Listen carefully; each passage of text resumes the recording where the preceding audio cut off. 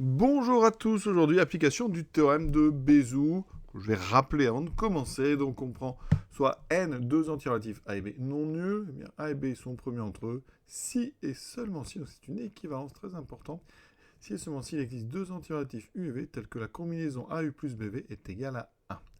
Donc on peut s'en servir de gauche à droite ou de droite à gauche. Donc pour montrer que deux nombres sont premiers entre eux, on s'en sert de droite à gauche. Donc on cherche à trouver une combinaison qui donne 1. Alors comment va-t-on trouver une combinaison qui fait 1 ? Bon, première chose, regardez, on écrit 2n carré plus 6n plus 1. Donc on va enlever ici un multiple de n plus 3, donc n plus 3 fois... Alors vous voyez qu'ici j'ai 2n carré plus 6n. Bon, et bien ici, je vais mettre 2n, comme ça j'ai 2n carré, ça supprimera les 2n carrés. Par contre, en faisant ça, j'ai fait apparaître, vous voyez, moins 6n, donc ça c'est parfait. Et donc si je ferme comme ceci, eh bien regardons, ça me fait 2n carré plus 6n plus 1, moins 2n carré moins 6n, il me reste 1. Donc effectivement, on a déjà trouvé, on a, donc pour n, alors ici on prend naturel non nul, donc je vais prendre dans n étoile, pour n appartenant à n étoile, je viens de montrer que une fois 2n carré plus 6n plus 1 moins 2n fois n plus 3 est égal à 1. Donc ça, c'est quand même une combinaison de Bézout. Ça veut dire que ça va être notre U. Et ici, on va avoir donc ici notre V. Donc en posant U égale 1, qui est un entier, et V égale moins 2n, qui est un entier, on a, eh bien, donc ici, vous reconnaissez, ça c'est le nombre A, ça c'est le nombre B, donc on a AU plus BV égale à 1, avec donc U égale à 1, et V égale moins 2n, qui sont bien des entiers. Ça, c'est très important. Il faut une combinaison à coefficient entier. Donc là, j'ai trouvé une combinaison qui vaut 1. J'utilise le théorème de Bézout. On a bien A et B qui sont premiers entre eux, quel que soit n appartenant à n étoile. Alors ce raisonnement aurait aussi marché avec n appartenant à z. Autre façon de faire. On peut proposer une division ici.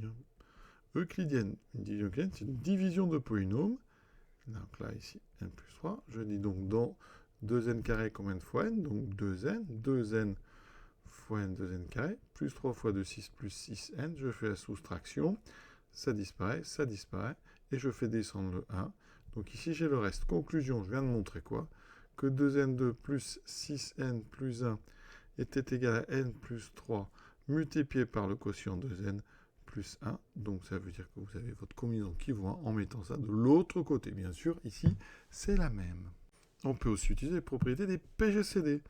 Donc PGCD de 2n carré plus 6n plus 1 et 2n plus 3. On peut, sans changer de PGCD, enlever à l'un des deux un multiple de l'autre. Donc je peux enlever par exemple 2 fois, je peux enlever par exemple 2 fois n, n plus 3.